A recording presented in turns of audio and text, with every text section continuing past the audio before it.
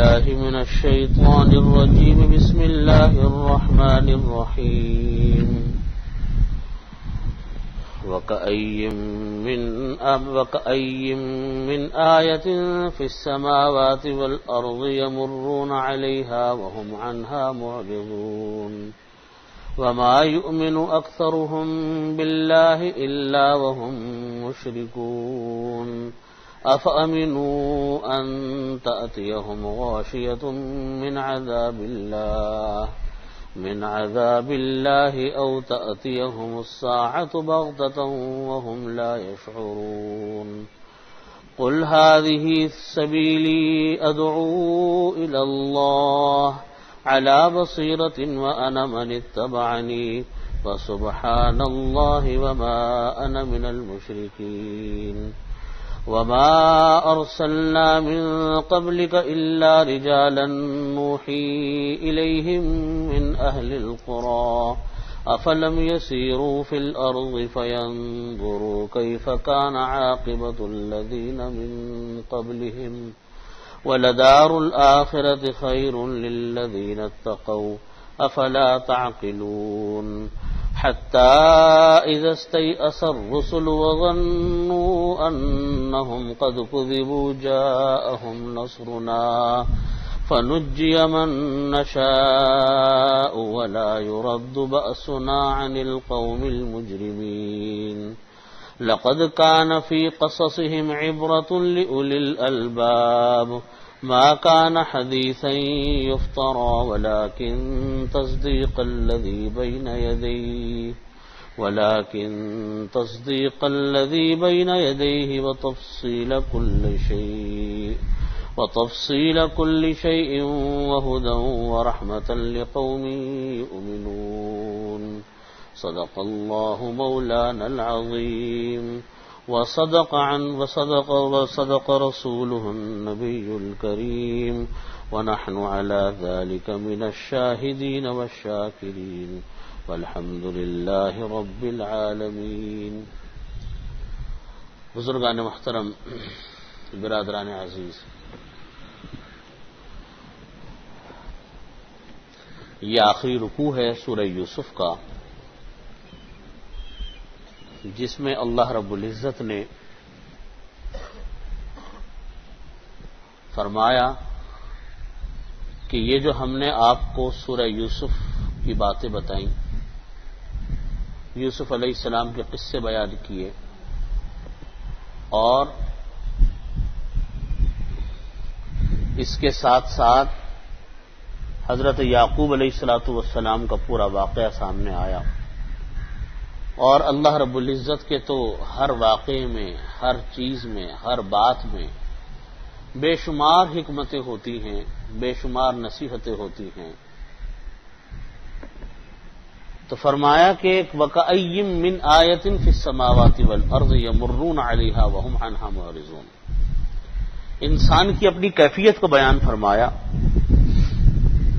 کہ ہم لوگ ایک عجیب غفلت کی زندگی کا شکار ہیں.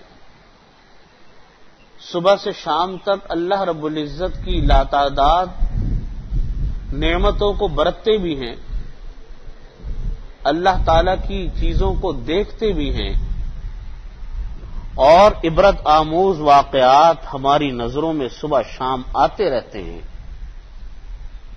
لیکن ہم لوگ ان سے کوئی نصیحت نہیں حاصل کرتے، کوئی عبرت حاصل نہیں کرتے. یہ ہماری اپنی غفلت ہے، یہ ہماری اپنی سستی ہے، یہ ہمارا ایک لاپرواہی کا انداز ہے جس کی ہم سب کو اصلاح کی ضرورت ہے. فرمایا اللہ رب العزت نے وَكَأَيٍّ مِّنْ آيَةٍ فِي السَّمَاوَاتِ وَالْأَرْضِ، کتنی ہی نشانیاں ہوتی ہیں اللہ رب العزت کی آسمان اور زمین میں. یمرون علیہا، جس کے پاس سے لوگ گزرتے ہیں، یعنی وہ لوگ جتنے بھی ہیں وہ سارے کے سارے لوگ ان نشانیوں کے پاس سے گزرتے ہیں، ان کو دیکھتے ہیں. وَهُمْ عَنْهَا مُعْرِضُونَ، اور وہ اس سے اعراض بھی کرتے ہیں. وَهُمْ عَنْهَا مُعْرِضُونَ، اور وہ اس سے کیا کرتے ہیں؟ اعراض کرنے والے ہیں، یعنی اللہ کی ان نشانیوں کی طرف توجہ نہیں کرتے، اللہ کی ان نشانیوں کی طرف فکر نہیں کرتے اور اس سے وہ منہ پھیر کے گزر جاتے۔ ہم خود اگر اپنا جائزہ ہر انسان ہم میں سے لے، ہم بھی تو یہی کرتے ہیں۔ کتنی صبح سے لے کے رات تک لا تعداد اللہ کی نعمتوں کو ہم برتتے ہیں، استعمال کرتے ہیں۔ توجہ یعنی شکر تو دور کی بات ہے، ہمیں توجہ بھی نہیں ہوتی کہ ہم نے کوئی اللہ کی نعمت کو استعمال بھی کر لیا۔ حقیقت دیکھیں کہ کتنی صبح سے لے کے رات تک، بلکہ کوئی ہمیں بتائے گئی اللہ کی نعمت ہے، شاید ہماری توجہ ہو جائے گا ہاں یہ نعمت ہے اللہ رب العزت۔ اب مثال کے طور پہ آپ یہ دیکھیں کہ ایک انسان اپنے گھر میں سوتا ہے، صبح اٹھتا ہے، کھانا پینا انسان کا، اس کے بعد کام کاج انسان کے، گھر کے ہزاروں دھندے، انسان کی اپنی صحت، یہ ایک ایک چیز اللہ کی کتنی بڑی نعمت ہے۔ یہی گھر نہ ہوتا ہے انسان کا، آج آپ دیکھیں کتنے لوگ وہ ہیں جو سڑکوں پر زندگی بسر کرتے ہیں، کتنے انسان وہ ہیں جو بھیک مانگ کر وقت گزارتے ہیں، کتنے انسان وہ ہیں جو حرام کام کر کے اپنے آمدنیاں کماتے ہیں، کتنے انسان وہ ہیں جو ملازمتوں کے لیے، کاموں کے لیے اپنے گھر بار کو چھوڑ بیٹھے ہیں، کتنے انسان وہ ہیں کہ ان کو اپنے بیوی بچوں کے ساتھ نہ رہنے کا موقع ملتا ہے نہ اٹھنے بیٹھنے کا وقت ملتا ہے۔ تو آپ اگر انسان اپنی نعمتوں کا موازنہ کرے تو حقیقت یہ ہے کہ آدمی کی عقل حیران ہو جاتی کہ یا اللہ کہ یہ سب کچھ جو ہم استعمال کر رہے ہیں، ایک ایک چیز اللہ کی کتنی بڑی نعمت ہے، اور ہم اس کو یوں منہ پھیر کے نکل جاتے ہیں، کوئی بات ہی نہیں ہوئی۔ ہمیں پیاس لگتی ہے، سوچنے کی بات، پانی ہم پی لیتے ہیں، پانی پیتے ہیں اور پانی پی کے چل پڑتے ہیں، کبھی یہ بھی نہیں آتا کہ ہم نے اللہ کی اتنی بڑی نعمت کو استعمال فرمایا۔ کتنی بڑی دولت ہے اللہ رب العزت کی یہ پانی جو ہم نے پی لیا، نہ بسم اللہ پڑھی نہ الحمدللہ کہا، اور یوں ہم فارغ ہو گئے۔ اب اللہ رب العزت نے حضرت مفتی شفیع صاحب، میرے دادا مفتی شفیع صاحب رحمۃ اللہ علیہ کی کتاب ہے بسم اللہ کے بارے میں، دنیا جہاں کے خزانے پوشیدہ اس کتاب کے اندر، پڑھنے کی کتاب ہے۔ انہوں نے یہ لکھا کہ دیکھو یہ حدیث شریف میں جو آتا ہے کہ پانی پینے سے پہلے اور کھانے سے پہلے بسم اللہ پڑھ لینی چاہیے، اور پینے کے بعد اور کھانے کے بعد الحمدللہ کہہ لینا چاہیے، گھر میں داخل ہوتے وقت بسم اللہ پڑھ لینی چاہیے۔ حدیث شریف میں فرمایا نبی کریم صلی اللہ علیہ وسلم نے، جو کوئی انسان کھانے کے وقت بسم اللہ پڑھتا ہے اور گھر میں داخل ہوتے وقت بسم اللہ پڑھ لیتا ہے تو شیطان یہ کہتا ہے اپنے ساتھیوں سے کہ بھائی اس گھر میں اب ہمارا گزارا نہیں ہے، ہم نہیں اس گھر میں رہ سکتے، اس لیے کہ اس نے کھانے کے وقت بسم اللہ پڑھ لی تو اب ہم شامل نہیں ہو سکتے اس کے ساتھ، تو کھانا بھی بند ہو گیا، اور گھر میں داخل ہوتے وقت بسم اللہ پڑھ لی تو گھر میں رہ بھی نہیں سکتے، کیونکہ شیطان جو ہے اس گھر میں نہیں رہ سکتا جس کے اندر داخل ہوتے وقت گھر کا مالک بسم اللہ پڑھ لیتا ہے۔ تو کہتے چلو یہاں سے کسی اور جگہ بسیرا بناؤ، نہ یہاں رہنے کا انتظام ہے نہ یہاں کھانے پینے کا انتظام ہے، تو رہنے کا کیا فائدہ۔ تو اب یہ جو فرمایا کہ بسم اللہ پڑھ لو، تو حضرت مفتی صاحب رحمۃ اللہ نے لکھا کہ یہ کیوں فرمایا، سوچنے کی بات ہے، کیوں کہا کہ بسم اللہ پڑھ لو؟ اس لیے کہ اس پانی کا خالق اللہ تعالی ہے، اور اس اللہ رب العزت نے اس پانی کو اس طریقے سے انسانوں تک پہنچایا ہے، میٹھے پانی کو، کہ کوئی دنیا کی بڑی بڑی کارخانے اور مشینیں لگتی تو بھی وہ اس پانی کو عام انسانوں تک میٹھا نہ پہنچا سکتے۔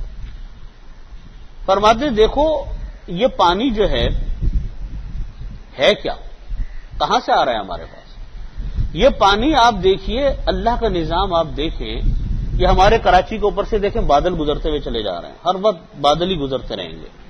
یہ کیا ہیں؟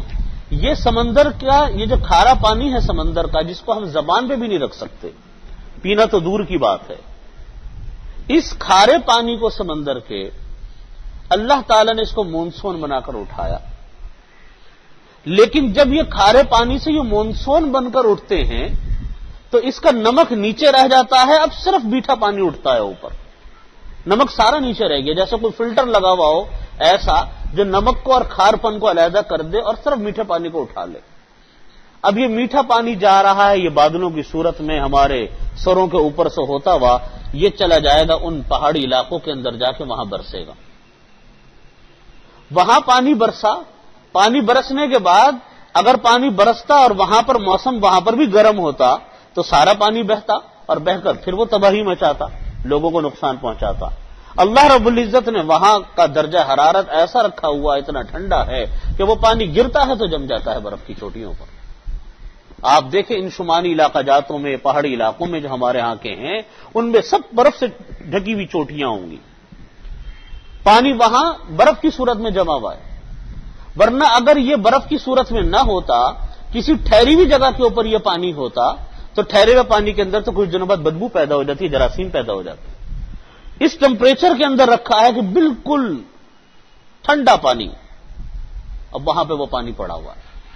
اب جب گرمیاں شروع ہو رہی ہیں تو تھوڑا تھوڑا وہ پانی پگھلتا ہے، پگھلنے کے بعد پھر وہ چھوٹے چھوٹے برساتی نالے آپ نے پہاڑوں میں دیکھے ہوں گے، وہ برساتی نالے چھوٹے چھوٹے وہ بڑی سی ایک نہر کی صورت اختیار کرتے ہیں، وہ نہر آ کر پھر ایک بڑے دریاؤں کے اندر گرتی ہے، ان دریاؤں سے پانی مختلف ہو کر ہمارے تک پہنچتا ہے. پھر جب وہ پانی یہاں پہنچتا ہے، وہ صاف ہو کر آپ تک پہنچتا ہے گلاس کے اندر، تو فرمایا کہ کہو بسم اللہ، اللہ کے نام سے میں پیتا ہوں. اس لیے کہ کس پروسیجر کے ساتھ گزر کر یہ پانی آ رہا ہے، کس مرحلوں سے یہ گزر کر آ رہا ہے، کس طرح اللہ رب العزت نے اس پانی کی حفاظت کا تم تک پہنچانے کے لیے انتظام کیا. تو اللہ کا نام تو لے لو اس کے اوپر کہ میں اللہ کا نام لے کر پڑھتا ہوں، اور جب پی لو تو کہو کہ الحمدللہ، یا اللہ آپ کا شکر ہے کہ آپ نے مجھ کو یہ پانی عطا فرمایا. اب دیکھیے یہ پانی جو ہے، حضرت ہارون الرشید رحمت اللہ علیہ، مسلمانوں کے خلیفہ، ان کے دور حکومت پورے دنیا کے اوپر رہا، اور یہ مسلمانوں کے یہ عروج کے وہ زمانے تھے جب مسلمانوں کی سلطنت میں سورج غروب نہیں ہوتے تھے. خلیفہ ہارون الرشید کا مشہور واقعہ ہے کہ ایک مرتبہ لیٹے ہوئے تھے، بغداد میں شدید قحط سالی پڑی ہوئی تھی، قحط تھا زبردست. تو بادل کا ٹکڑا آیا تو خلیفہ کو یہ امید ہوئی کہ شاید یہ برسے گا تو قحط سالی کچھ ختم ہوگی. تو خلیفہ نے، مگر وہ آیا اور گزر گیا بادل کا ٹکڑا، برسا نہیں. تو خلیفہ نے بادل کے ٹکڑے کو خطاب کر کے کہا کہ بادل کے ٹکڑے تو زمین کے کسی کونے پہ برس جا، اس کا جو ٹیکس ہے آئے گا یہیں پر، بغداد میں ہی آئے گا. اتنی بڑی حکومت تھی ان کی کہ اس کا خراج جو ہے بغداد میں ہی آئے گا. تو ایک مرتبہ خلیفہ ہارون الرشید جو ہیں وہ سفر پہ تھے، کہیں اپنے ساتھیوں سے راستہ بھٹک گئے اور کسی کے اس میں جا پہنچے کہ ہاں پناہ لی کسی کے ہاں جا کر، اس سے پانی مانگا. جب پانی پینے لگے تو اس نے کہا، وہ جو آدمی تھا اس نے پانی پیش کیا، جب پینے لگے تو کہا کہ 1 منٹ رک جائیے، مہلن یا امیر المومنین، تھوڑی دیر رک جائیں. خلیفہ ہارون الرشید تھوڑی دیر رک گئے، پوچھنے لگے کہ آپ کو اتنی شدید پیاس لگی ہوئی ہے، آپ یہ بتائیں کہ اگر اس وقت آپ کو یہ پانی نہ ملے پینے کو آپ کیا کرو گے؟ تو خلیفہ فرمانے لگے میں اپنی آدھی سلطنت دے دوں گا اس کے خاطر. انہوں نے کہا ٹھیک ہے آپ پانی پی لیں. خلیفہ نے پانی پی لیا. پانی پینے کے بعد اس نے پھر پوچھا کہ آپ یہ بتائیں کہ یہ جو پانی آپ نے پیا اگر یہ آپ کے جسم میں ہی رہ جائے، باہر نہ نکلے فضلے کی صورت میں، تو آپ کیا کریں گے؟ انہوں نے کہا میں اپنی بقیادی سلطنت بھی دے دوں گا اس کو. تو وہ آدمی کہنے لگے کہ خلیفہ آپ کی وہ پوری سلطنت جس کے اندر سورج غروب نہیں ہوتا، اس کی قیمت ایک پانی کے گلاس سے زیادہ کی بھی نہیں ہے جو اللہ تعالیٰ ایک عام انسان کو ہر وقت عطا فرماتے ہیں. تو اسی کو فرمایا اللہ رب العزت نے کہ وَكَأَيٍّ مِّنْ آیَةٍ فِي السَّمَاوَاتِ وَالْأَرْضِ، کتنی ہی چیزیں ہیں آسمان کی اور زمین کی، یمرون علیہا، جس کے اوپر سے انسان گزرتے رہتے ہیں، آتے جاتے ہیں، وہم عنہا معرضون، لیکن وہ لوگ اس سے بالکل اعراض کر لیتے ہیں، منہ پھیر لیتے ہیں. وما یؤمن اکثرهم باللہ، ان میں سے اکثر لوگ اللہ پر ایمان نہیں لاتے، الا وہم مشرکون، اور وہ لوگ اس سے شرک کرتے ہیں. آپ دیکھیے کتنے بڑے بڑے دنیا کے فلاسفر ہوتے ہیں، کتنے بڑے بڑے دنیا کے انجینئر، ڈاکٹر، فضاؤں میں کی تحقیقات کرنے والے، ریسرچ کے ادارے، دنیا کی ہر چیز ان کی نظروں میں ہوتی ہے، لیکن اگر کوئی چیز ان کی نظر میں نہیں ہوتی تو اللہ کی وحدانیت اور اللہ پر ایمان نہیں ہوتا۔ کتنی عجائبات جو لوگ آپ دیکھیں تحقیقاتی اداروں میں کام کر رہے ہیں، کائنات کے مختلف حصوں کو دیکھتے ہیں، وہ دیکھتے ہیں کہ یہ کیسا خالق ہے جس نے یہ چیزیں بنائی، وہ کیسی ذات ہے جس نے انسان کی اس طرح تخلیق فرمائی، لیکن ایمان نہیں نصیب ہوتا، ایمان نہیں ملتا اتنی بڑی بڑی چیزوں کو دیکھنے کے بعد۔ افامنوا ان تأتیہم غاشیۃ من عذاب اللہ او تأتیہم الساعۃ بغتۃ وہم لا یشعرون۔ اللہ تعالیٰ فرماتے ہیں کہ کیا یہ کافر لوگ اس وقت اللہ پر ایمان لے کر آئیں گے، ان تأتیہم غاشیۃ من عذاب اللہ، کہ ان کے پاس اللہ کی طرف سے ایک ایسا عذاب آ جائے جو عذاب ان کو ڈھانپ لے، او تأتیہم الساعۃ، یا ان کو اچانک ان کے پاس قیامت آ جائے اچانک، وہم لا یشعرون، اور ان کو پتہ بھی نہ چلے۔ مطلب یہ ہے کہ یہ جو کافر لوگ ہیں، کیا یہ ایمان اس لیے قبول نہیں کرتے، اس وقت کا انتظار کرتے ہیں کہ ان کے پاس عذاب آئے، قیامت آ جائے، موت آ جائے، اور پھر وہ ایمان قبول کریں گے۔ اسی کے تحت مفسرین یہ فرماتے ہیں کہ دیکھو یہ جو فرمایا کہ وہ کافر لوگ اس چیز کا انتظار کرتے ہیں کہ قیامت آئے گی پھر ایمان کو قبول کریں گے، قیامت کیا ہے؟ مختلف اقوال ہیں۔ ایک تو وہی قیامت جو کہ اللہ تعالیٰ ایک وقت میں بھیجیں گے کسی انسان کے اوپر، قیامت ہے وہ آئے گی، اپنے وقت میں آئے گی، جس کا علم اللہ رب العزت کے علاوہ کسی کو بھی نہیں کہ وہ کب آئے گی، کس طرح آئے گی۔ حدیث شریف میں آتا ہے کہ قیامت اس طریقے سے آئے گی کہ بالکل اچانک آئے گی۔ یہاں پر بھی فرمایا کہ اوتیاتیہم الساعۃ بغتۃ، اچانک آئے گی قیامت۔ یوں فرمایا کہ اس طرح قیامت اچانک آئے گی کہ لوگ کھانا کھا رہے ہوں گے، قیامت آ جائے گی۔ کوئی دکاندار کپڑے کا تھان پھیلائے بیٹھا ہوگا، دکھا رہا ہوگا گاہکوں کو، قیامت آ جائے گی۔ اور دوسرا قول یہ ہے کہ ہر انسان کی قیامت اس کی موت ہے، جو اصل آئے گی وہ آئے گی اپنے وقت میں، وہ تو اس وقت پتہ نہیں کون ہوگا اور کتنے نہیں ہوں گے دنیا میں، لیکن فرمایا کہ ہر انسان کی قیامت وہ ہے جو اس کی موت کا وقت ہے۔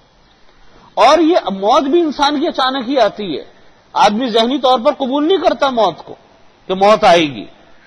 کب ہم نے سوچا؟ آج تک ہم نے کتنے جنازے پڑھے، آج تک آپ سوچیں کتنے ہم نے جنازوں کو کندھے دیے، کتنے انسانوں کو مٹی یعنی تدفین کے موقع پہ شریک ہوئے، کہاں ہمارے دل میں یہ خیال آتا ہے کہ ہم بھی کبھی اس طرح پڑے ہوں گے؟ آپ ہمیشہ یہی آتا ہے کہ مرنا دوسرے کو، ہمیں نہیں مرنا، ہر آدمی کے ساتھ یہی ہوتا ہے۔ تو فرمایا کہ موت انسان کی اچانک ہی آتی ہے، اور اس طریقے سے دبے پیر آتی ہے کہ اس کا اندازہ انسان کو نہیں ہوتا کہ وہ کب آئے گی، کس طریقے سے وہ موت آ جائے گی۔ اس لیے فرمایا کہ یہ کبھی انسان کو اگر یہ فکر لگ جائے کہ اس کی موت کب آ رہی ہے، اور اس کو یہ ذہان رہے کہ میری موت کا وقت کب ہے، تو پتہ نہیں انسان اس فکر سے روزانہ کتنے گناہوں سے بچ سکتا ہے، اس خیال سے کہ وہ یہ سوچے کہ روزانہ کا دن میری موت کا وقت میرا قریب آ رہا ہے۔ آپ یہ دیکھیں آج ہمارے ہاں سالگرہیں کتنی خوشیوں سے منائی جاتی ہیں۔ حضرت مفتی شفیع صاحب رحمۃ اللہ علیہ فرمایا کرتے تھے کہ سالگرہ لوگ مناتے ہیں اس لیے مناتے ہیں کہ ہماری عمر کا 1 سال بڑھ گیا، پہلے 40 سال کے تھے اب 41 کے ہو گئے، پہلے 30 کے تھے اب 31 کے ہو گئے۔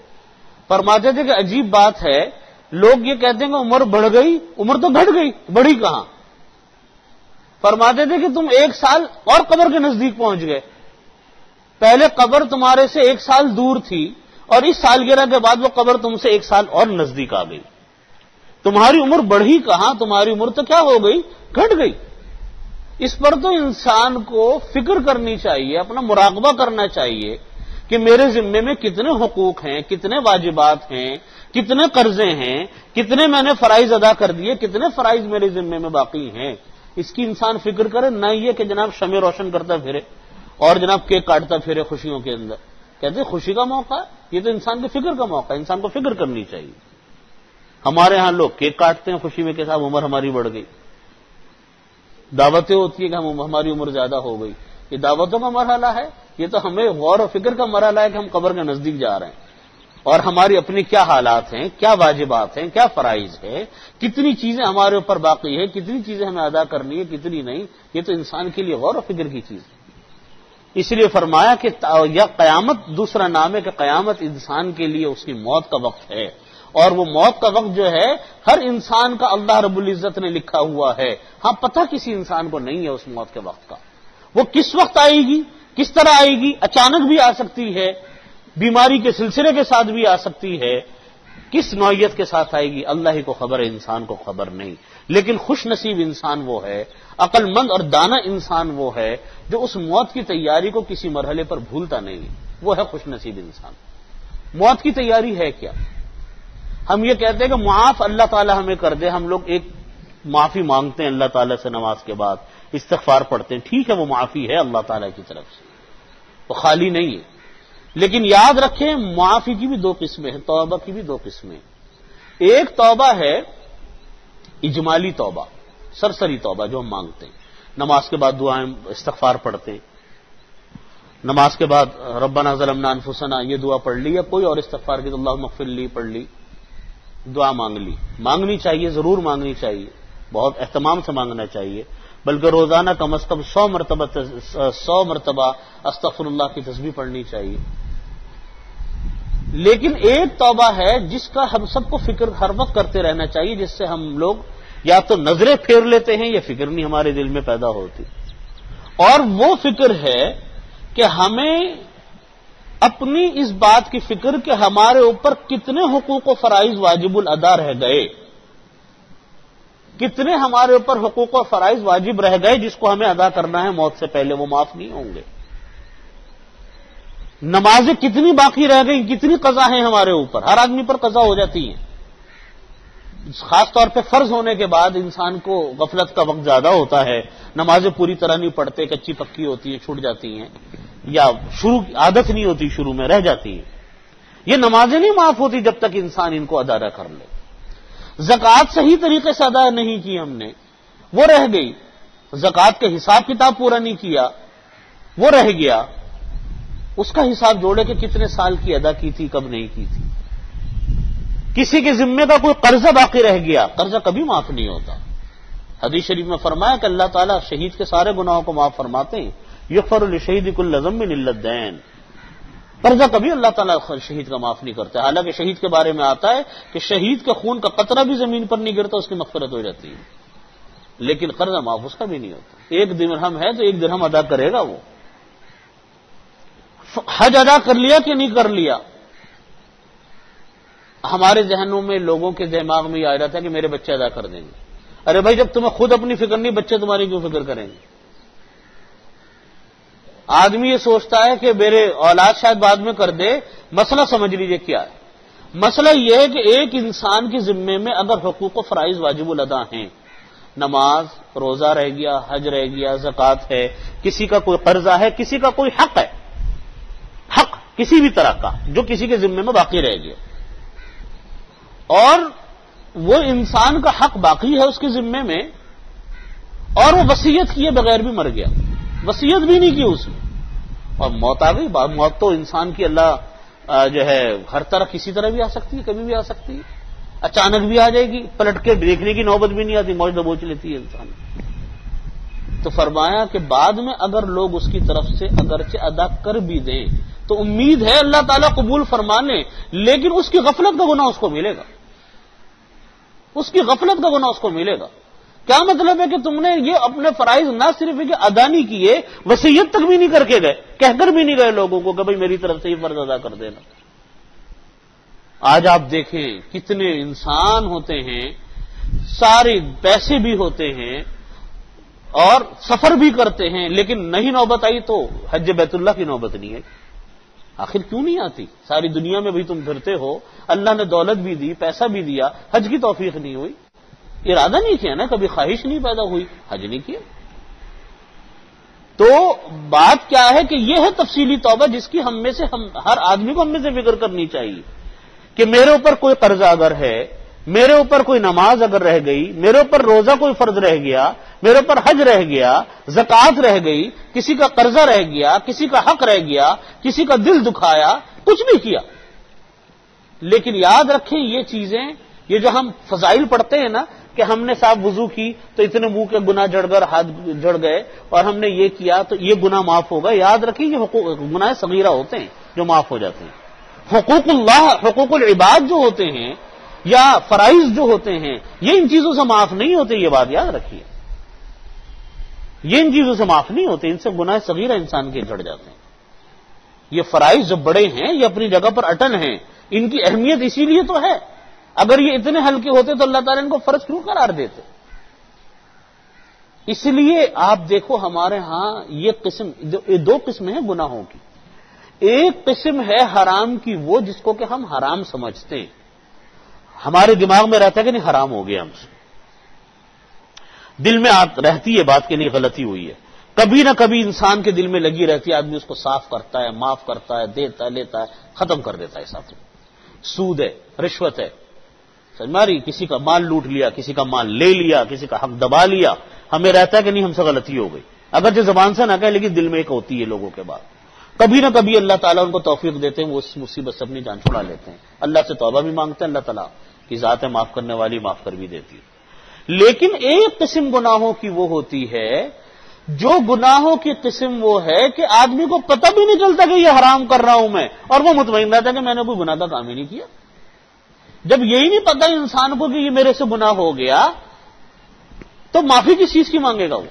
یہ اس کو پتہ ہی نہیں میرے سے گناہ ہوا۔ یہ سب سے مہلک قسم ہے گناہ کی، جس کے بعد میں انسان کو پتہ ہی نہیں ہوتا کہ یہ میرے سے حرام ہو رہا ہے۔ مثال اس کی دیتا ہوں، مثال کے طور پہ وراثت کا مال تقسیم نہیں ہوا،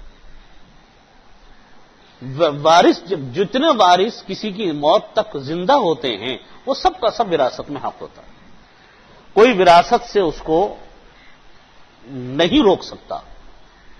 اگر کوئی روک لیتا ہے تو وہ اسی طرح چوری کا مال ہے، ڈاکو کا مال ہے، جیسے ڈاکو مال لوٹتا ہے اسی طریقے سے اس نے مال لوٹ لیا۔ اگر اپنی بہن کو حصہ، آج ہمارے ہاں لوگ عورتوں کو حصہ نہیں دیتے، بہنوں کو حصہ نہیں دیتے، لڑکیوں کو نہیں دیتے حصہ، بہت یعنی رواج عام ہے ہمارے ہاں، ہر آدمی تو ایسا نہیں ہوگا لیکن ہے ایک رواج۔ اگر کسی نے نہیں دیا اپنی بہنوں کو حصہ، یا اپنی عورتوں کو حصہ نہیں ملا، یا کچھ وارثوں کو اس نے حق دبا لیا، تو بالکل اسی طریقے سے لوٹا ہوا مال ہے جیسا کہ ایک ڈاکو گھر میں داخل ہو کر مال لوٹتا ہے، فرق اتنا کہ اس نے اپنے بھائی کا مال لوٹ لیا، بس اتنی بات۔ یہ ڈاکو کی تعریف میں شاید قانون کی زبان میں داخل نہیں ہوتا ہوگا، لیکن شریعت کی نگاہ میں یہ چوری ہے، ڈاکہ ہے، اور یہ لوٹا ہوا مال ہے، یہ کسی قیمت پر حرام حلال ہو ہی نہیں سکتا اس کے لیے مال، کیونکہ اس نے دوسرے کا حق مارا ہے۔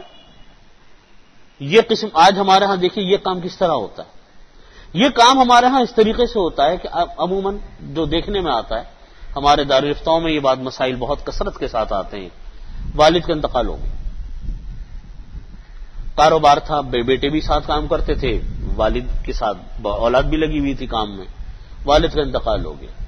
عموماً ہمارے ہاں کا ماحول یہ ہے کہ جو بڑا بیٹا ہوتا ہے لوگ اس کو اپنے والد کا جانشین سمجھتے ہیں، کہ اب اس کا احترام اس طرح کیا جاتا ہے گھر کے اندر جیسا کہ باپ کا احترام تھا، اس کے قائم مقام سمجھتے ہیں۔ حکم شریعت کا یہ ہے کہ تم اپنے سارے مال کو تقسیم کر لو، حصے بنا لو، اور جس کا جو حق ہے اس کو دے دو، فوراً تقسیم کر لو، جتنا جائیداد، جتنا پیسہ، جتنا ہے وہ سب دے دو۔ ساتھ کاروبار کرنا کرو، ساتھ اس سے منع نہیں کیا کہ کاروبار ختم کر دو، کرو، لیکن حصے متعین کرو کہ کس کا کتنا حصہ، بیٹے کا کتنا حصہ ہے، اگر بیٹی ہے تو اس کا کتنا حصہ ہے، ماں حیات ہے تو ماں کا کتنا حصہ ہے، کس کی کیا حصہ داری ہے، اس کاروبار کے اندر کون کتنے % کا مالک ہے، یہ متعین ابھی کر لو۔ گھر ہے، گاڑی ہے، سامان ہے، پیسے ہیں، ان سب کا حساب کتاب جوڑو، کس کا کتنا حصہ مل گیا۔ لیکن ہمارے ہاں تو ہر چیز میں الٹی گنگا بہتی ہے نا، ہمارے ہاں لوگوں کو یہ کہو کہ صاحب فلانے کا انتقال ہو گیا، جائیدادیں تقسیم کر لو اور حساب کتاب کر لو، تو لوگ کہتے ہیں کہ ہم ساتھ رہنا چاہتے ہیں، یہ ہمیں علیحدہ کرنا چاہتا ہے۔ ایک صاحب تھے، ان کو ایک بزرگ نے کہا ہمارے خاندان کے کہ بھائی دیکھو تمہارے فلانے والد کا انتقال ہو گیا، اب تم لوگ اپنے حصے بنا کے اس سے پورے اپنے میراث تقسیم کرو، تو انہوں نے برا منایا اس بات کو، حالانکہ انہوں نے تو شریعت کا مسئلہ بتایا تھا، انہوں نے برا منایا کہ جی ہم ساتھ رہنا چاہتے ہیں، یہ ہم علیحدہ کرنا چاہتے ہیں۔ انہوں نے کہا ہم علیحدہ کرنا نہیں چاہتے، ہم چاہتے ہیں کہ حصے متعین ہو جائیں، کس کا کیا ہے پھر اس کا کیا، تاکہ کل کو جھگڑا نہ ہو۔ اب ہوتا ہمارے کیا ہے کہ اس وقت تو کوئی میراث تقسیم نہیں کرتا، اب بعد میں بچے بڑے ہونے شروع ہو جاتے ہیں، بھائیوں کے، بہنوں کے، اب بچے بڑے ہو گئے، اب ان کی ضروریات ہیں، ان کے اخراجات ہیں، ان کی تعلیم، ان کی شادیاں، اب وہ سب اس مشترکہ کاروبار میں سے لینے کی کوشش کرتے ہیں۔ اب وہاں یہ شکوے شکایت ہوتی ہے، دیکھو فلانے نے تو زیادہ لے لیا، فلانے نے کم لیا، فلانے نے کام زیادہ کیا اور اس نے کام کم کیا، یہ تو جلدی آتا ہے اور یہ تو دیر میں آتا ہے۔ اب یہ جھگڑے، اچھا اس کا تو اتنا حق بنتا تھا، اس کا اتنا حق نہیں بنتا تھا۔ اب نتیجہ کیا ہے کہ بعض اوقات آپس میں رنجشیں پیدا ہو جاتی ہیں، اور بعض اوقات یہ رنجشیں اتنی بڑھتی ہیں کہ باقاعدہ عدالتی چارہ جوئیوں تک معاملات پہنچ جاتے ہیں۔ ابھی حال کا ایک ہمارے ہاں ایک قصہ آیا دارالفتہ میں کہ باپ بیٹے ایک دوسرے کے سامنے عدالت کے کٹہرے میں کھڑے ہوئے، یوں آمنے سامنے باپ بیٹے کھڑے ہوئے۔ وجہ کیا تھی کہ معاملات صاف نہیں تھے۔ اس وقت کوئی کہتا یا بھائی بھائی آج بھرے پڑے ہیں، ایک معاملہ تھوڑی ہے، بھائی بھائی ایک دوسرے کی جان خون کے پیاسے ہیں، غیبتیں کر رہے ہیں، لڑائی جھگڑے ہو رہے ہیں، عدالتوں میں کی تیاریاں ہو رہی ہیں، کوئی عدالتوں میں جا پہنچے، اس وقت کسی کو برا نہیں لگتا کہ صاحب یہ برا ہو رہا ہے، بھائی بھائی ایک دوسرے کا گریبان پکڑے ہوئے۔ یہ سب سے مہلک قسم ہے حرام کی، جس میں یہی پتہ نہ ہو کہ میں کس کا حق لے رہا ہوں، اپنا حق لے رہا ہوں، دوسرے کا حق لے رہا ہوں۔ یہ معاملہ جتنا بڑھے گا اتنا پیچیدہ ہوگا۔ اس طرح کے معاملات کو کہتے ہیں کہ یہ توبہ اجمالی نہیں، یہ توبہ تفصیلی ہوتی ہے کہ آدمی اپنے تمام حقوق اور فرائض کو اور واجبات کو الگ الگ ممتاز کر لے کہ میرا کتنا مال ہے، میری کتنی جائیداد ہے، گھر میں گاڑی بے شک سب استعمال کریں، لیکن یہ متعین ہو ملکیت کس کی ہے۔ حضرت مفتی صاحب رحمۃ اللہ علیہ کا واقعہ میں نے ان کی حالات زندگی میں پڑھا۔ اس وقت تو ہمیں عمر چھوٹی تھی جب حضرت کا انتقال ہوا، اس وقت اندازہ نہیں تھا کہ کیا معاملات ہیں۔ انہوں نے یہ کہہ رکھا تھا کہ جو چیز میرے کمرے میں ہوگی وہ میری ملکیت۔ چنانچہ اگر گھروں سے اپنے ہمارے گھروں سے ہمارے دوسرے احباب کے گھروں سے کوئی چیز آتی، کہتے تھے فوراً اٹھا کے لے جاؤ یہاں سے استعمال کے بعد، تو سب کہتے تھے کہ گلاس اگر رہ گیا یہاں پر تو چلا جائے گا، ایسی جلدی کیا ہے، آپ اتنی جلدی کیوں کرتے ہیں؟ تو فرماتے تھے کہ میں نے اپنے وصیت نامے میں لکھا ہے کہ جو چیز میرے کمرے میں ہوگی انتقال کے وقت میں وہ میری ملکیت ہے۔ اب اگر دوسرے کا گلاس آ گیا تو مجھے یہ منٹ بھی برداشت نہیں ہوتا کہ اگر میری موت آ گئی تو یہ گلاس کس کی ملکیت میں گنا جائے گا، حالانکہ گلاس کی کیا قیمت ہوتی ہے، اور اگر رہ بھی گیا تو کیا نقصان ہو جائے گا کسی کا۔ لیکن نہیں، وہ چونکہ مفتی تھے، جانتے تھے کہ حلال حرام کے مسئلے کیا ہیں۔ حضرت مفتی صاحب رحمۃ اللہ علیہ کے انتقال کے وقت حضرت ڈاکٹر عبدالعلی صاحب عارفی رحمۃ اللہ علیہ تشریف لائے۔ دیکھو ان بزرگوں کی نظریں کہاں جاتی ہیں، صرف عبرت کے لیے اور ایک سبق کے لیے میں واقعہ عرض کر رہا ہوں۔ کسی دوسرے کے مال کو استعمال کرنے میں یہ لوگ کتنے محتاط تھے۔ حضرت ڈاکٹر عبدالعلی صاحب عارفی رحمۃ اللہ علیہ نارتھ ناظم آباد سے تشریف لائے۔ حضرت خود بھی بہت ضعیف تھے، حضرت مفتی صاحب کے انتقال پر میت رکھی ہوئی تھی۔ چونکہ پرانا تعلق تھا حضرت تھانہ بھون سے، حضرت تھانوی رحمۃ اللہ علیہ کے ہاں سے تعلق تھا، پاکستان میں بھی ساتھ، ہر وقت کا ساتھ، تو حضرت پر بڑا ہی اثر ہوا انتقال کا، طبیعت بہت زیادہ متاثر ہوئی، بہت غمزدہ ہوئے، تو طبیعت بگڑنے لگی وہاں پہ قریب حضرت کے قریب میت کے قریب بیٹھ کر۔ تو ہمارے ہاں سے کسی نے میرے والد صاحب نے، مولانا تقی صاحب نے، لوگ نے ان کو حضرت مفتی صاحب رحمۃ اللہ علیہ کے قریب میں خمیرہ رکھا ہوا رہتا تھا طاقت کا، وہ جو استعمال کرتے تھے، وہ نکال کر ان کو دے دیے ایک چمچے میں۔ انہوں نے کہا نہیں بھائی، اب تو یہ ملکیت تو مفتی صاحب کی تھی، اب تو یہ تمام ورثہ کی ملکیت ہے، میں اس کو استعمال کرنا جائز نہیں۔ ایک چمچہ خمیرہ میں کیا اس کی قیمت ہو گیا، آپ اندازہ کر رہے ہیں اس کو۔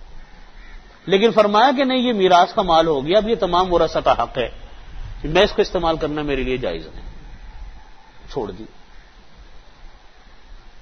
تو جہاں پر احتیاط کا یہ عالم ہو کہ ایک اتنی معمولی سی چیز استعمال کرنے کے لیے کوئی تیار نہ ہو دوسرے کی، چاہے جائے کہ ہمارے ہاں جائیدادوں کی جائیدادیں لوگ دوسرے کی بغیر اجازت کے استعمال کرنا شروع کر دیتے ہیں۔ یہ قسم ہمارے ہاں دوسروں کے مال کو استعمال کرنا، اپنی ملکیتوں کا واضح نہ ہونا، اپنی جائیدادوں کا واضح نہ ہونا، کون سا کاروبار کس کی کتنی ملکیت ہے یہ واضح نہ ہونا، کون بحیثیت ملازم کے کام کر رہا ہے، کون بحیثیت پارٹنر کے کام کر رہا ہے، کس کی کتنا پرسنٹ اس کا اندر شیئر ہے، کس کا کتنا پرسنٹ اس کے اندر حصہ ہے، کچھ پتہ نہیں، خرچ کس طریقے سے لے رہے ہیں، زیادہ تو نہیں لے رہے مشترکہ کاروبار میں سے۔ یہ ایک بالکل ایک مکس سب کچھ ہو کر ساتھ بے شمار گھرانوں کے اندر ہی کام چل رہا ہوتا ہے۔ یہ وہ قسم ہے حرام کی جس کا پتہ بھی لوگوں کو نہیں ہوتا کہ ہم یہ حرام میں مبتلا ہو گئے۔ تو اس کو فرمایا کہ یہ وہ قسم ہے، تفصیلی توبہ وہ ہے جس کے اندر انسان ان سب چیزوں کا اہتمام کرے۔ افامنوا ان اچھا قل هذه سبیلی ادعو الی اللہ. اللہ تعالیٰ فرماتے کہ اے نبی صلی اللہ علیہ وسلم آپ فرما دیجئے هذه سبیلی ادعو الی اللہ، یہ میرا راستہ ہے جس کی طرف کہ میں پکارتا ہوں اللہ کی طرف، علی بصیرۃ، بڑی بصیرت کے ساتھ، میں بھی اور میرے پیروکار بھی، وسبحان اللہ وما انا من المشرکین، پاک ہے اللہ تعالیٰ اور میں مشرک میں سے نہیں. وما ارسلنا من قبلک الا رجالا نوحی الیہم من اہل القری. نبی کریم صلی اللہ علیہ وسلم کی خدمت میں یہ جو سورہ یوسف نازل ہوئی تھی اس لیے ہوئی تھی کہ نبی کریم صلی اللہ علیہ وسلم کی خدمت میں لوگوں نے کچھ لوگوں کو بھیجا تھا، ایک جماعت تھی قریشیوں کی اور ایک جماعت تھی وہاں کے مقامی یہودیوں کی، اور انہوں نے امتحان لینا چاہا تھا نبی کریم صلی اللہ علیہ وسلم کا کہ ہم جا کر امتحان لیتے ہیں، طرح طرح کے امتحانات لیا کرتے تھے. تو انہوں نے جا کر یہ پوچھا تھا کہ اتنے زمانہ دراز پہلے ایک نبی تھے اللہ کے یعقوب، وہ خود نبیوں کی اولاد میں تھے اور ان کی اولاد میں بھی نبی پیدا ہوئے، ان کا کیا واقعہ تھا؟ یعقوب علیہ السلام اور ان کے بیٹے تھے یوسف، ان کے بھائیوں نے قتل کرنے کی کوشش کی، ان کا واقعہ کیا تھا؟ یہ امتحان لیا نبی کریم صلی اللہ علیہ وسلم کا کچھ لوگوں نے آ کر. تو اس وقت اللہ تعالیٰ نے پھر پوری یہ سورہ یوسف نازل فرمائی. تو اس کے بارے میں فرمایا کہ وما ارسلنا من قبلک الا رجالا نوحی الیہم من اہل القری. ہم نے اس سے پہلے بھی کئی لوگوں کو وحی دے کر قوموں کی طرف بھیجا ہے، یعنی اللہ کے نبی صلی اللہ علیہ وسلم ہی نہیں آئے اپنی قوم کی طرف وحی لے کر، اللہ کا پیغام لے کر، بلکہ اس سے پہلے بھی بہت سارے لوگ جو ہیں وحی، انبیاء اکرام وحی لے کر آئے ہیں. اور 1,24,000 صحابہ انبیاء اکرام علیہ الصلوۃ والسلام، بعض روایات میں 1,02,000، بعض روایات میں 1,27,000 کے قریب انبیاء اکرام آئے اس دنیا میں. اللہ تعالیٰ فرماتے کتنے ہی لوگوں کو ہم نے بستی والوں کی طرف بھیجا، بستی والوں سے مراد عوام کی طرف بھیجا. افلم یسیروا فی الارض فینظروا کیف کان عاقبۃ الذین من قبلہم. کیا وہ لوگ چلے پھرے نہیں زمین میں؟ مطلب یہ ہے کہ جو آج اللہ تعالیٰ کے احکامات کو نہیں مانتے، ایک تو دیکھو طبقہ ہے کافروں کا، وہ تو ہے ہی کافر، وہ تو اللہ کے وجود کو نہیں مانتے، اللہ کے حکم کو نہیں مانتے. لیکن ایک طبقہ مسلمان کا ہے. مسلمان کے طبقے کا مطلب یہ ہے کہ وہ یہ تو مانتا ہے کہ ہاں اللہ برحق ہے، لا الہ الا اللہ محمد رسول اللہ، لیکن اللہ کے کسی حکم کو ماننے کے لیے تیاری نہیں. ہر چیز میں بحث، ہر چیز پہ اعتراض، ہر چیز کے اوپر اس کا ایک اپنا نظریہ، ہر چیز کے اوپر اس کا ایک اپنا خیال. اور اس سے بھی آگے بڑھ جائیے تو ایک طبقہ وہ ہے جس کی نظر میں صرف ہر چیز پیسہ ہے، جہاں پیسے کا فائدہ ہے وہاں اللہ کا حکم کی کوئی حیثیت نہیں، جہاں پیسے کا کوئی فائدہ نہیں ہے وہاں ٹھیک ہے بات سن لی، کوئی بات نہیں. آپ دیکھو بھرے پڑے آج ہمارے کاروبار کے اندر وہ لوگ، ان کو بتاؤ کہ بھائی یہ کام غلط کر رہے ہو، آپ سے بحث ہی کریں گے وہ کہ نہیں یہ ہو ہی نہیں سکتا، یہ تو یوں ہے، اس میں تو نقصان ہو جائے گا، فلانی پارٹی نہیں مانتی، فلانا یہ نہیں ہوتا، فلانا یہ ہو جائے گا اور فلانا یہ ہو جائے گا. 10 باتیں. کیوں؟ اس لیے کہ کبھی دل سے چاہا ہی نہیں کہ اللہ کے حکم کو ہم اختیار کر لیں. آج ہمارے کاروبار میں جو پریشانیاں لوگوں کو ہیں، یا دوسرے لفظوں میں کہیے کہ ہمیں پیسے سے وہ برکت ہی نہیں ملتی، وہ در حقیقت اس وجہ سے ہے کہ ہم ان حرام طریقوں کے مطابق اپنے کاروبار کر رہے ہیں جس کو اللہ اور اللہ کے رسول صلی اللہ علیہ وسلم نے ممنوع قرار دیا. اسی کو فرمایا کہ کیا وہ لوگ چلتے نہیں ہیں زمین کے اندر کہ وہ دیکھیں کیف کان عاقبۃ الذین من قبلہم، کہ کیا انجام ہوگا ان لوگوں کا جو ان سے پہلے گزر چکے. آخر وہ لوگ یہ کہتے ہیں کہ آج ہم حرام کو نہیں چھوڑ سکتے صاحب، اس طریقوں کو ہم نہیں اپنا سکتے، ممکن نہیں ہے. اللہ تعالیٰ فرماتے پہلی قوموں پر جو عذاب نازل ہوا وہ اس کو نہیں دیکھتے کہ کیسے عذاب نازل ہوا تھا. انہوں نے بھی تو سارے عام یوں کہہ دیا تھا کہ ہم اللہ کے حکموں کو ماننے کے لیے تیار نہیں ہیں. وَلَدَارُ الْآخِرَةِ خَيْرٌ لِلَّذِينَ اتَّقَوْا، آخرت کا گھر یعنی جنت بہتر ہے ان لوگوں کے لیے جو متقی ہیں، یعنی جو متقی لوگ ہیں، اللہ کے حکموں کی پیروی کرتے ہیں، اللہ کے حکموں کو مانتے ہیں، آخرت کا گھر ان لوگوں کے لیے ہے. فَلَا تَعْقِلُونَ، کیا ان لوگوں کو عقل نہیں ہے؟ آپ دیکھیے اللہ اس سورہ یوسف کے اندر ایک بات لکھی مختلف مفسرین نے اور بڑی ہم سب لوگوں کے لیے سبق آموز ہے. وہ یہ ہے کہ آپ یہ دیکھیں کہ اللہ تعالی نے کتنی بڑی آزمائش ڈالی حضرت یعقوب علیہ السلام پر. معمولی آزمائش ہے، اور 1 دن کی نہیں، 2 دن کی نہیں، 3 دن کی نہیں، بعض روایت کے مطابق 80 سال لمبی آزمائش، بعض روایت کے مطابق 40 سال لمبی آزمائش. کتنی لمبی آزمائش ہے، لیکن وہ چونکہ اللہ کے نبی تھے انہوں نے برداشت کیا اس تکلیف کو. آخر میں جیت انہی کی رہی تھی کہ دنیا کا وقت انہوں نے تکلیف سے گزار لیا، سب کچھ ہوا، لیکن جیت کس کی ہوئی؟ فائدہ آخر میں ملا کس کو؟ ملا انہی کو جنہوں نے صبر کیا. اسی لیے بعض مفسرین نے یوں لکھا ہے کہ سورہ یوسف کا اگر کوئی یوں کہے کہ پورے سورہ یوسف کا سبق کیا نکلا 2 لفظوں میں بتا دو، تو وہ سبق سورہ یوسف کا یہ ہے کہ جو لوگ اللہ کے حکموں کو مان کر چلتے ہیں آخر میں وہی فائدے میں رہتے ہیں. جو لوگ اللہ کے حکموں کو مان کر چلتے ہیں آخر میں وہ فائدے میں رہتے ہیں. ٹھیک ہے مشکلات آتی ہیں، وہ آئیں گی، اگر ہیں راستے کی تکلیف میں تو وہ ہوگا. یہی بات ہم یہ کہ اسی لیے عرض کر رہا ہوں کہ دیکھو ہم دنیا میں ہیں، کسی کے کوئی حالات ہیں، کسی کے کوئی حالات ہیں، لیکن ایک تہیہ میں آپ ہر انسان اگر کر لے کہ ہر موقع پر ہم نے اللہ کے حکم کو ماننا ہے، چاہے وقتی طور پر ہم کو اس حکم کے ماننے میں نقصان نظر آئے، پیسے کا نقصان نظر آئے، ہم کو کسی اپنی دنیاوی اور مادی کسی چیز کا نقصان نظر آئے، ہم اس نقصان کو برداشت کر لیں یہ سوچ کر کہ جو اللہ کا حکم ہے اس کو میں مانوں گا. وقتی طور پر فائدہ ہوگا، محروم کبھی بھی نہیں ہوگا، یاد رکھیے گا وہ انسان محروم کبھی بھی نہیں ہوگا. آج کتنے انسان وہ ہیں جو ذرا سے نقصان کو دیکھ کر اللہ، یہی تو انسان کی دیکھنا کسوٹی اور ہے کیا کہ ایک طرف دنیا کا فائدہ ہے اور ایک طرف اللہ کا حکم کھڑا ہے. اللہ کا حکم اٹل ہے، دنیا کا فائدہ اٹل نہیں ہے. دنیا کا فائدہ، دنیا کا نقصان اور دنیا کا فائدہ آگے پیچھے بھی ہوتے ہیں.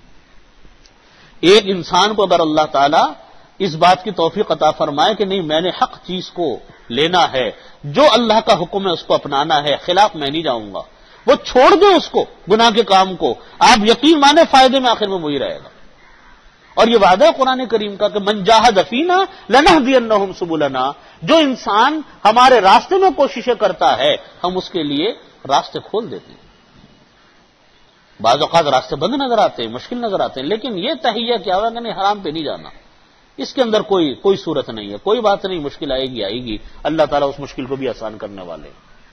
اسی لیے فرمایا کہ وَلَدَارُ الْآخِرَةُ خَيْرٌ، آخرت کا گھر بہتر ہے ان لوگوں کے لیے جو تقوی اختیار کرتے ہیں، یعنی متقی ہیں، حرام سے بچتے ہیں، اللہ کے احکامات کی پابندی کرتے ہیں، فرائض کو بجا لاتے ہیں، دنیا میں لاکھ تکلیفیں ہیں اس کو جھیلتے ہیں، ان کو تقوی ہے ان کے لیے تو آخرت کا گھر بھی ان کے لیے، جنت بھی انہی کے لیے. اور یہ یاد رکھیے کہ جس انسان کو اللہ نے ایمان کے ساتھ موت عطا فرما دی، ایمان کامل کے ساتھ وہ قبر میں وہ چلا گیا، اور وہ انسان کو اللہ رب العزت نے جنت عطا فرما دی، اصل کامیاب ہے وہ انسان، اصل ہے کامیاب. اولئک هم الفائزون، یہ ہیں اصل کامیاب لوگ. یہ جو ہم دنیا میں اپنے حساب کتاب جوڑتے رہتے ہیں نا ہم لوگ بیٹھے ہوئے کہ صاحب اس کو اتنی دولت مل گئی، اس کو فلانا بنگلہ مل گیا، اس کو فلانی گاڑی مل گئی، اس کو فلانی فیکٹری مل گئی، تو وہ دنیا میں جیت گیا، وہ دنیا میں آگے نکل گیا، وہ دنیا میں کامیاب ہو گیا. یہ دنیا کی کوئی کامیابی نہیں ہے. یہ آج کامیابی ہے، کل ناکامی ہے، کل ہو سکتا ہے وہ نیچے آ جائے، یا ہو سکتا ہے کہ دنیا کے مال و اسباب ہوں لیکن ان دنیا کے مال و اسباب کے پیچھے خوشیاں اور راحتیں نہ ہو. میں نے یہ جملہ آپ کو بار بار سنایا تھا مفتی شفیع صاحب رحمۃ اللہ علیہ کا کہ وہ فرماتے تھے کہ اصل مالداری یہ تھوڑی ہے کہ دولت زیادہ ہوگی تو مالدار ہو گیا.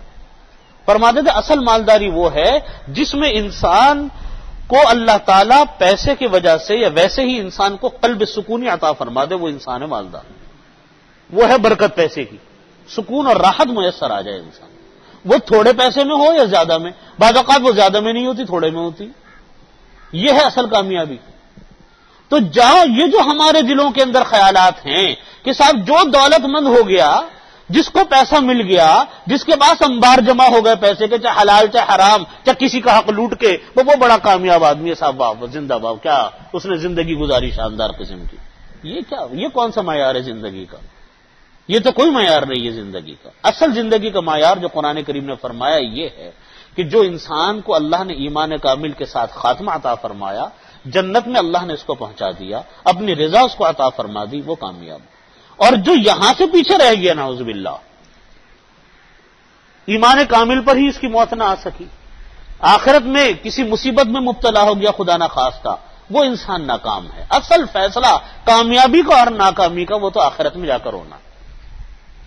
اسی کو فرمایا کہ حتی اذا استیأس الرسل وظنوا انہم قد کذبوا جاءہم نصرنا فنجی من نشاء ولا يرد بأسنا عن القوم المجرمین، یہاں تک کہ جب رسول مایوس ہو گئے، یعنی آیت کا مطلب اور خلاصہ عرض کر دوں وہ یہ ہے کہ انبیاء اکرام علیہ الصلوۃ والسلام اپنی قوموں کو ڈرایا کرتے تھے کہ دیکھو بھائی اللہ کا عذاب آئے گا تم نے اگر اللہ کے احکامات کو نہیں مانا، اللہ کے احکامات کی تم نے اگر پیروی نہیں کی تو اللہ کا عذاب نازل ہو جائے گا۔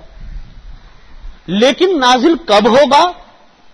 اللہ تعالیٰ فرماتے کہ اس چیز کا فیصلہ تو ہم ہی کرتے ہیں کہ کب نازل ہوگا۔ کبھی عذاب جلدی آتا ہے، کبھی دیر میں آتا ہے، کبھی پکڑ جلدی ہوتی ہے، کبھی پکڑ دیر میں ہوتی ہے، لیکن رسول اللہ تعالیٰ فرماتے ہیں کہ اپنی طرف سے کسی کے لیے یہ جائز نہیں کہ اپنی طرف سے عذاب کا کوئی وقت مقرر کر لے کہ اب آئے گا عذاب۔ نہ مایوس ہونا چاہیے کہ بالکل بھی نہیں آئے گا، بلکہ اس کا فیصلہ اللہ نے کرنا ہے کہ کب آئے گا۔ تو بعض اوقات بعض رسولوں نے یوں کہا کہ عذاب جلدی آئے گا لیکن جلدی نہیں آیا، تو وہ یہ سمجھتے تھے کہ نہیں، ہمارے وقت فرض کرنے میں اور اپنی طرف سے جو ہم نے وقت طے کر لیا اس فرض کرنے میں ہم سے کوئی کوتاہی ہو گئی۔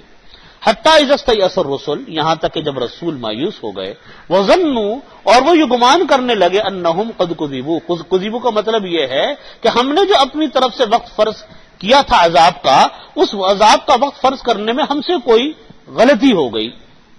جاءہم نصر، یہی ترجمہ کیا حضرت تھانوی رحمۃ اللہ علیہ نے اس کا، جاءہم نصرنا، تو پھر ہماری مدد آتی ہے۔ ہماری مدد کا مطلب یہ ہے کہ اللہ تعالیٰ کی طرف سے ایسی پکڑ آتی ہے ان لوگوں کے اوپر جو عذاب جن کو دینا ہوتا ہے ان کو عذاب ملتا ہے، فنجی من نشاء، اور جس کو ہمیں بچانا ہوتا ہے اس کو ہم بچا لیتے ہیں۔ ولا يرد بأسنا عن القوم المجرمین، اور مجرم قوم سے ہمارا عذاب لوٹایا نہیں جاتا ہے۔ مطلب یہ کہ جب عذاب ہوتا ہے مجرم قوموں کے اوپر اور اللہ کا حکم نہ ماننے والی قوموں کے اوپر تو پھر عذاب آ کر رہتا ہے۔ لقد كان في قصصهم عبرة لأولي الألباب، اللہ تعالیٰ فرماتے کہ یہ جو قصے ہم نے بیان کیے، اتنا لمبا ہم نے قصہ پڑھا یوسف علیہ الصلوۃ والسلام کا، یہ در حقیقت یہ جتنے بھی اس سے پہلے بھی قصے گزرے یہ عقل والے لوگوں کے لیے جن کو اللہ نے عقل عطا فرمائے ان کے لیے عبرت ہے۔ ما کان حدیثا یفترا، یہ کوئی گھڑی ہوئی باتیں نہیں ہیں اپنی طرف سے کہ اللہ کے نبی نے گھڑ کر سنا دیا ہو، یہ کوئی قصے کہانیاں نہیں ہیں کہ کسی نے اس کو بیان کر دیا۔ ولکن تصدیق الذی بین یدیہ، لیکن یہ کتاب جو کہ در حقیقت جس کو اللہ تعالیٰ فرماتے کہ گھڑی ہوئی کتاب نہیں ہے بلکہ اللہ کی طرف سے نازل کردہ قرآن کریم ہے، یہ کتاب تصدیق کرتی ہے ان تمام کتب کی جو پہلے گزر چکی اور اب جو موجود ہے قرآن پاک اس کی، اور اس قرآن کے اندر اللہ نے ہر چیز کی تفصیل بیان فرمائی، اس کے اندر ہدایت بھی ہے، اس کے اندر رحمت بھی ہے ان قوموں کے لیے جو ایمان لاتے ہیں۔ یہ جو فرمایا کہ اس میں ہر چیز کی تفصیل ہے، مطلب یہ ہے کہ قیامت تک جتنے انسان کے لیے واقعات آئیں گے، جتنے مسائل درپیش ہوں گے، خواہ ان کا تعلق عبادات کے ساتھ ہو، خواہ ان کا تعلق معاملات کے ساتھ ہو، خواہ ان کا تعلق معاشرت کے ساتھ ہو، خواہ ان کا تعلق جو ہے یعنی آپس کے لین دین کے ساتھ ہو، ہر چیز کا حکم اللہ رب العزت کا اسی قرآن کریم سے نکلے گا۔ یہ ایسی اللہ تعالیٰ نے کتاب بنائی، یقیناً یہ کام انسان کے بس کا نہیں، یہ کام تو در حقیقت اللہ کی ذات باری تعالیٰ ہی اس کو فرما سکتی ہے، اسی نے کیا۔ وہ فرماتے کہ اس میں ہر چیز کی تفصیل موجود ہے، ہدایت بھی ہے، رحمت بھی ہے ان قوموں کے لیے جو ایمان لاتے ہیں۔ اس کا مطلب یہ کہ قیامت تک جتنی بھی چیزیں آنی ہوں گی، مسائل آنے ہوں گے، حل اس کا قرآن کریم سے نکلے گا۔ ہاں، غور و فکر چاہیے، انسان غور و فکر کرے قرآن کریم کے اندر، محنت کرے، سمجھنے کی کوشش کرے تو اللہ تعالیٰ اسی کے اندر سے حل نکالتے چلے جاتے ہیں۔ بس اسی پر میں اپنی بات ختم کرتا ہوں۔ یہ سورہ یوسف ختم ہو گئی، انشاءاللہ اگلے مرتبہ میں اگلی سورت انشاءاللہ شروع کریں گے۔ فآخر دعوانا الحمدللہ رب العالمین۔ اللہم صلی علی محمد وعلی آل محمد کما صلیت علی ابراہیم وعلی آل ابراہیم۔ ربنا ظلمنا انفسنا فإن لم تغفر لنا وترحمنا لنكونن من الخاسرين۔ اللهم احسن عاقبتنا في الامور كلها واجرنا من خزي الدنيا وعذاب الاخره۔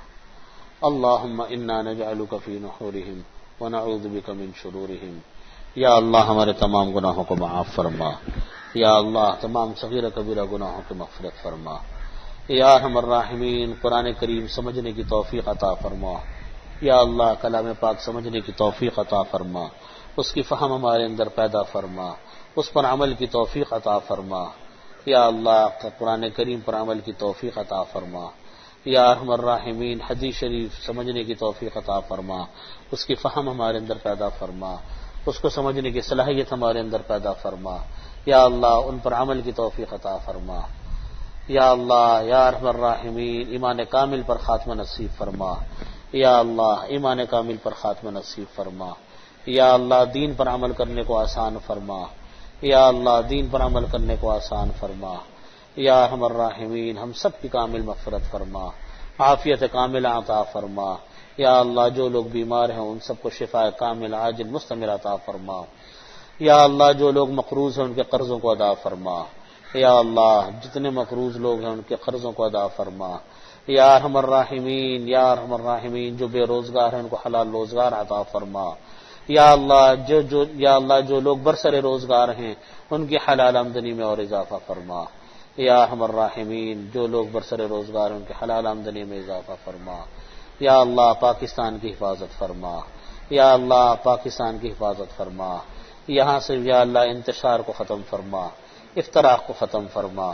مہنگائی یا اللہ بے پناہ بڑھتی جا رہی ہے، یا اللہ مہنگائی کا خاتمہ فرما۔ یا اللہ مہنگائی کا خاتمہ فرما، بد امنی کا خاتمہ فرما، پریشانیوں کا خاتمہ فرما۔ یا اللہ یہاں پر اپنا یا اللہ قرآن اور حدیث کا نظام نافذ فرما۔ یا اللہ یہاں پر اسلام کا نظام نافذ فرما۔ یا اللہ پاکستان کی سرحدات کی حفاظت فرما، جغرافیائی اور نظریاتی دونوں سرحدات کی حفاظت فرما۔ یا ارحم الراحمین ہم سب کو یا اللہ ہم سب کے اندر اتحاد اور اتفاق پیدا فرما۔ ربنا تقبل منا انك انت السميع العليم وتب علينا انك انت التواب الرحيم اللهم صل على محمد۔